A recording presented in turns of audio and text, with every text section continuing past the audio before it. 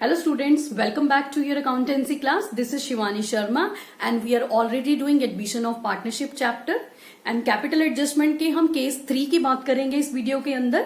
हम already case 1 और case 2 cover कर चुके हैं एंड केस 3 जो है आपका, केस 3 में भी मैंने कुछ स्टेप्स लिखे हैं. केस 3 बहुत ही सिंपल है.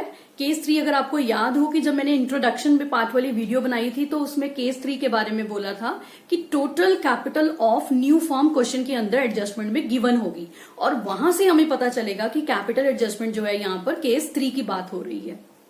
तो जब आप क्वेश्चन रीड करोगे आपकी बैलेंस शीट के आउटर में जहां एडजस्टमेंट्स गिवन होती हैं वहां पर आपको लिखा होगा कि that total capital of new form will be, मतलब जो बैलेंस शीट में आप कैपिटल लिखते हो, टोटल करते हो और उसके बाद क्वेश्चन को कंप्लीट करते हो, वो आपको पहले ही क्वेश्चन में बैलेंस गिवन है टोटल कैपिटल. तो यहां से केस 3 स्टार्ट होगा हमारा. तो यहां मैंने 3 स्टेप्स लिखे हैं. लेट्स सी, पहले एक एक करके वो स्टेप समझेंगे, उसके बाद फिर हम एक प्रैक्टिकल लेंगे छोटा सा जिसमें हम ये कंप्लीट करना सीखेंगे.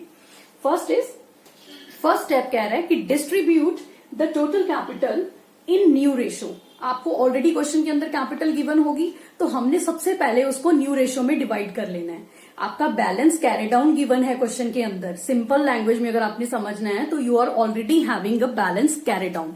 इससे पहले जब आप बैलेंसेस निकाल रहे थे तो आपको बड़ी प्रॉब्लम आती थी बैलेंसेस निकालते हुए और आप क्वेश्चन का आंसर टैली करते हो बैलेंसेस की हेल्प से. बट यहां पर हमारे क्वेश्चन के अंदर हमें ऑलरेडी बैलेंस कैरी डाउन पता है कि कैपिटल का बैलेंस कैरी डाउन कितना आने वाला है. तो वो आपने न्यू रेशो की हेल्प से कैलकुलेट कर लिया. And second step is find out the adjusted capital of all partners. हमें अब एडजस्टेड कैपिटल की जरूरत है. रीजन क्या है एडजस्टेड कैपिटल का? यहां पर आपको मैंने पहले भी बताया, एडजस्टेड कैपिटल का मतलब होता है रीवैल्यूएशन अकाउंट बना हुआ है, कैपिटल की सारी एंट्रीज ट्रांसफर की हुई हैं. क्योंकि अगर कोई डिफरेंस आएगा, नेचुरली जब बैलेंस कैरी डाउन आप खुद नहीं कैलकुलेट कर रहे हो, क्वेश्चन में आपको गिवन होगा तो कुछ डिफरेंसेस आ सकते हैं. जैसे हमने फर्स्ट केस में टू कैश बाय कैश किया था, यहां पर भी वो डिफरेंस आएगा तो हमें वो चेक करना पड़ेगा. And last is find out the difference. जो डिफरेंस की मैं बात कर रही हूं, या तो ये डिफरेंस हम कैश लिखेंगे, एडजस्ट करेंगे, या क्वेश्चन कहेगा adjust them with the help of current account. आपने क्वेश्चन में ऑलरेडी शायद केस 1 के बाद किया होगा कि करंट अकाउंट के में भी एडजस्टमेंट की जाती है. तो यहां पर भी जो डिफरेंसेस होंगे उनको या तो कैश में और बैंक में बैलेंस में एडजस्ट किया जाएगा या फिर करंट अकाउंट की हेल्प से उनको एडजस्ट किया जाएगा. मैंने एक प्रैक्टिकल क्वेश्चन में से कैपिटल अकाउंट का पार्ट निकाला है केस 3 को सीखने के लिए. आप देख सकते हो यहाँ 3 पार्टनर्स हैं, एक्स, वाई और जेड. और यहाँ पर पार्टनर्स में जो जो हमें क्वेश्चन में गिवन था हमने वो डिवाइड कर दिया है. यहाँ देखो डिस्ट्रीब्यूशन हो रखी है, कैपिटल्स की डिस्ट्रीब्यूशन कर दी है, रिवैल्यूएशन प्रॉफिट्स की डिस्ट्रीब्यूशन कर दी है. जो नया पार्टनर जेड कैपिटल लेके आना वाला था वो भी हमने यहाँ पर इसमें दिखाया हुआ है ऑलरेडी. रिजर्व क्वेश्चन में गिवन थे तो हमने रिजर्व्स को भी डिस्ट्रीब्यूट कर दिया है.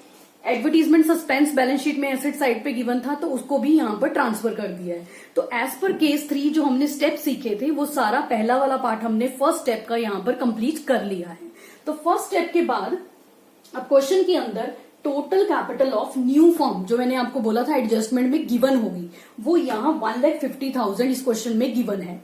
और इस क्वेश्चन के अंदर न्यू रेशो बनती है पार्टनर्स की 12:8 एंड 5. तो सबसे पहले हमने जो गिवन कैपिटल ऑलरेडी जो गिवन थी क्वेश्चन के अंदर उसको हमने न्यू रेशो में डिवाइड कर देना है.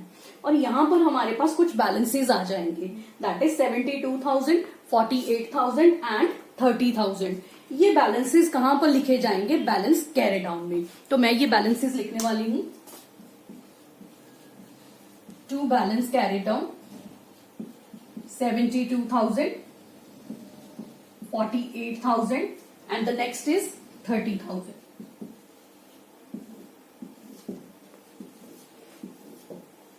यहां हमने ये बैलेंसेस पुट कर दिए हैं. अब आपको क्लियर हो गया होगा कि ये सेम बैलेंसेस बैलेंस शीट के अंदर जाएंगे. अब इस क्वेश्चन के अंदर ये बोला गया कि ये एडजस्टमेंट करने के बाद, इन बैलेंसेस को लिखने के बाद अगर कोई डिफरेंस आता है, जो कि आना भी बन सकता है, आ भी सकता है, नहीं भी आ सकता, बट इन केस अगर कोई डिफरेंस आता है तो उसको कैश या करंट अकाउंट में एडजस्ट करना है. ये पॉइंट मैंने आपको बताया था. तो ये क्वेश्चन कह रहा है कि इसको आप करंट अकाउंट के थ्रू एडजस्ट करो. तो हम करंट अकाउंट के थ्रू इसको एडजस्ट करेंगे. वही मेथड है एडजस्टमेंट के लिए. पहले इन सब चीजों का टोटल किया जाएगा. आप देख सकते हो दिस इज 56,600. जो मैं सबसे पहले एक्स का ले रही हूं। अगर यहां टोटल देखें तो दिस इज 75,000, तो यहां पर टोटल क्या है, ज्यादा है, तो यहां क्या है, कम है। तो डेफिनेटली जो ज्यादा होता है हम पहले तो वो लिखते हैं, यहां पर ज्यादा है 75,000, तो दोनों तरफ मैंने 75,000 लिख दिया। नेचुरली अगर हमारा डेबिट का टोटल ज्यादा आ रहा है तो क्रेडिट साइड पर हमें पार्टनर से और पैसे मंगवाने पड़ेंगे, तो यहां लिखा जाएगा बाय करंट अकाउंट। ये कितना आएगा, 75,000 माइनस 56,600। आप इसको माइनस करके देख लीजिए, डिफरेंस इसमें निकलेगा 18,400। तो ये अमाउंट जो डिफरेंस का है, ये यहां पर जो अमाउंट है या तो ये टू कैश और बैंक में जाएगा या फिर ये करंट अकाउंट में एडजस्ट होगा, जैसे केस 1 में हमने एडजस्टमेंट की थी। और सेकंड देखते हैं आप, 6,000, 48,000 दैट इज 54,000, और यहां पर 44,400। अगेन डिफरेंस इस तरफ ही आ रहा है, इस तरफ ज्यादा आ रहा है, 54,000 मैंने लिख दिया। अब 54,000 में से ये माइनस करने के बाद हमारे पास आता है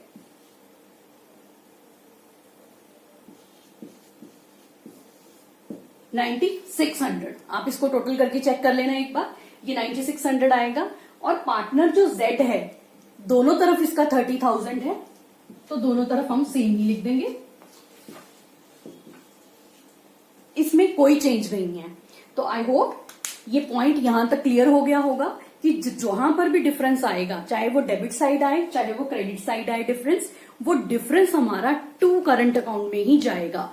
अगर क्वेश्चन, मैं बार बार बोल रही हूं, मैं रिपीट कर रही हूं इसको, अगर क्वेश्चन कहता है कैश और बैंक, और अगर क्वेश्चन साइलेंट है अबाउट द एडजस्टमेंट, तब भी हमें कैश और बैंक में ही ले जाना है।